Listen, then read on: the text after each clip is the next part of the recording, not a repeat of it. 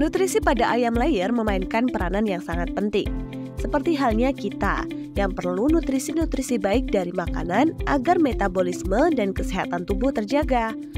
Ayam layer sama juga loh. Nutrisi baik pada pakan ayam layer akan membantu meningkatkan produktivitas ayam layer dan tentunya bisa menghasilkan telur-telur yang berkualitas juga. Nah, apa saja sih titik kritis nutrisi pakan yang perlu Sobat Tani perhatikan agar produktivitas ayam layer terjaga? Lalu gimana ya cara memberikan nutrisi yang tepat berdasarkan fase pertumbuhan ayam layer? Dan yang gak kalah penting, apa yang perlu dihindari agar ayam layer gak kekurangan atau kelebihan nutrisi? Simak video berikut ini ya!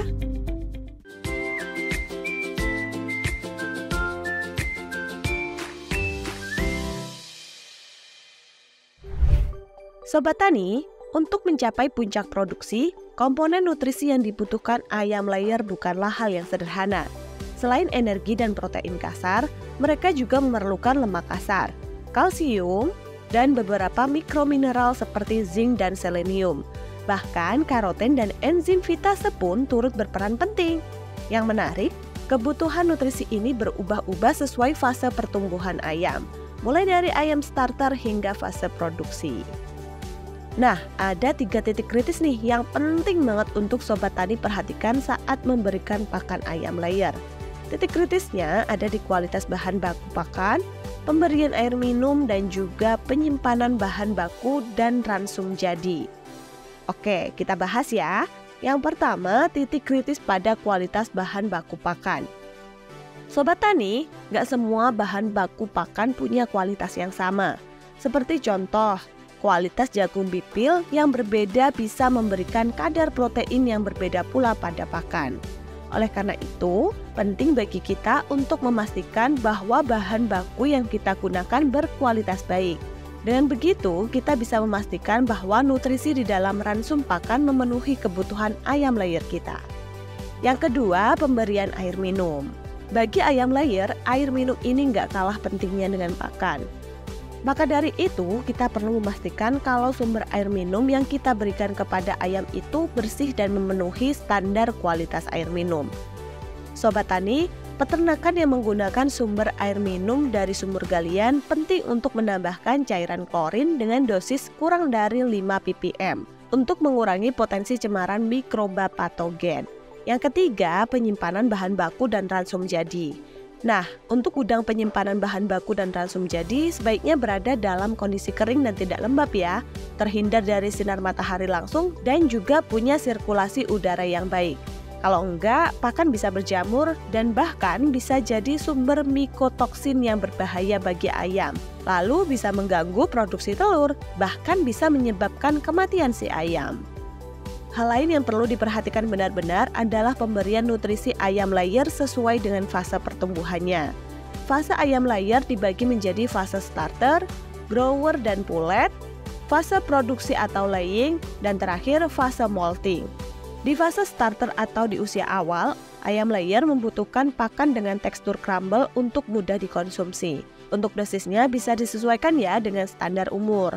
Biasanya 4-6 kali sehari. Nutrisi yang dominan adalah protein kasar sekitar 20-21% dan lemak kasar sekitar 3-7% untuk mendukung perkembangan organ pencernaannya. Selanjutnya adalah fase pullet dan grower. Memasuki fase ini, porsi pakan ayam disesuaikan dengan standar strain ayam. Umumnya, pemberian pakan dibagi menjadi 2 kali sehari, yaitu di pagi dan sore hari. Pakan yang diberikan masih berupa crumble atau pellet dengan kandungan protein kasar berkisar antara 16-19% dan lemak 3-7%. Tujuannya itu untuk menjaga postur dan fisik ayam menjelang fase produksi. Lanjut ya, yang ketiga itu fase produksi atau laying. Di fase produksi, pakan diberikan 2 kali sehari dengan porsi yang disesuaikan dengan strain ayam. Komposisinya adalah 40% di pagi hari dan 60% di malam hari. Beberapa peternak memberikan porsi lebih besar di malam hari, terutama jika menerapkan midnight feeding. Pakan ayam fase ini biasanya berupa pelet dengan tambahan beberapa biji jagung yang utuh. Kemudian selanjutnya pasca molting. Sebenarnya setelah molting kebutuhan nutrisinya tidak jauh berbeda ya. Molting adalah suatu proses di mana ayam mengganti bulunya. Selama proses ini, ayam biasanya berhenti bertelur untuk sementara waktu, dan setidaknya terjadi 2 kali selama siklus hidup ayam. Meskipun ada teknik force molting untuk meningkatkan produksi telur, praktik ini sudah jarang kok ditemukan di Indonesia. Penting banget nih bagi Sobat Tani untuk memberikan pakan sesuai fase pertumbuhan dan umurnya. Misalnya, jangan memberikan pakan jadi fase grower untuk anak ayam kecil, ataupun sebaliknya, karena kandungan nutrisinya ini tentu berbeda.